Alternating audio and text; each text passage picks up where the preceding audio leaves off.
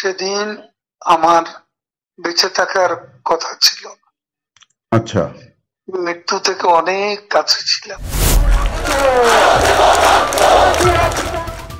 ছাত্র জনতার গণ অভ্যুত্থানের মুখে গত বছরের ৫ আগস্ট ক্ষমতাচ্যুত হয় আওয়ামী লীগ সরকার। সাবেক স্বৈরশাসক শেখ হাসিনা তার পরিবারের সদস্যদের নিয়ে পালালেও তোয়াক্কা করেননি তার দলের নেতাকর্মীদের। চরম দুঃসময়ে যেসব নেতা দলীয় কর্মীদের পাশে ছিলেন না, তাদের মধ্যে অন্যতম আওয়ামী লীগ সাধারণ সম্পাদক ও সাবেক সেতুমন্ত্রী ওবায়দুল কাদের।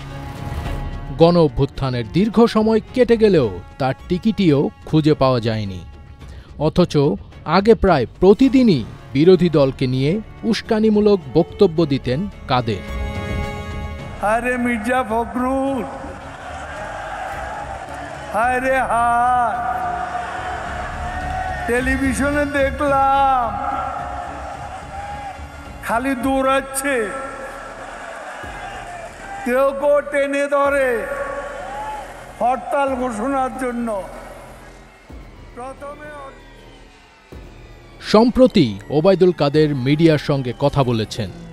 ভারতীয় গণমাধ্যম দি ওয়ালের এক্সিকিউটিভ এডিটর অমল সরকারকে দেওয়া ওবায়দুল কাদেরের এক সাক্ষাৎকার সোশ্যাল মিডিয়ায় ভাইরাল হয়েছে, যেখানে তিনি জানিয়েছেন জনতার ক্ষোভ থেকে বাঁচতে তিনি স্ত্রীসহ এক বাথরুমে ৫ ঘন্টা লুকিয়েছিলেন। ৫ আগস্টের পর কতদিন দেশে ছিলেন এবং পরে কিভাবে পালিয়েছেন সেটিও বেরিয়ে এসেছে এই সাক্ষাৎকারে। আমি বাংলাদেশে ছিলাম ৩ মাসের মতো। আমার একটা উদ্দেশ্য ছিল যে ওখান থেকে কিছু করা যায় কিনা, আচ্ছা, কিছু একটা করা যায় কিনা, সংগঠিত করা যায় কিনা। ওই ভিডিওতে ওবায়দুল কাদের ৫ আগস্টের উত্তাল দিনের কথা জানিয়ে বলেন, সংসদ এলাকায় আমার নিজের বাসাকে এড়িয়ে পার্শ্ববর্তী আরেকটা বাসায় আশ্রয় নিয়েছিলাম। তখন চারদিক থেকে মিছিল আসছিল। এটা আসলে ছিল প্রধানমন্ত্রীর গণভবন কেন্দ্রিক মিছিল। আমি যে বাসাটায় ছিলাম তারা সে বাসাতেও হামলা করে, কিন্তু তারা জানত না যে সেখানে আমি আছি। ওবায়দুল কাদেরের ভাষ্যমতে আমি আমার স্ত্রীসহ বাথরুমে লুকিয়েছিলাম। অনেকক্ষণ ছিলাম, প্রায় ৫ ঘন্টা।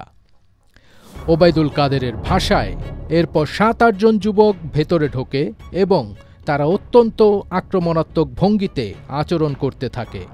হঠাৎ তারা আমার দিকে তাকিয়ে বলে, নেতৃত্ব চলে গেলেন, আপনি যাননি কেন? এক প্রশ্নের জবাবে স্বৈরাচার হাসিনার অন্যতম এই সহযোগী বলেন, তাদের মধ্যে ২ জন ছেলে তাকে ও তার স্ত্রীকে একটি গাড়িতে তুলে নিয়ে দূরের একটি জায়গায় নিয়ে যায়। তিনি বলেন, ভাবতেও পারিনি যে যারা কয়েক মিনিট আগে বাথরুমে জোর করে ঢুকেছিল তারাই আমাদের এভাবে রক্ষা করবে। সেদিন বেঁচে যাওয়া ছিল একেবারে অপ্রত্যাশিত।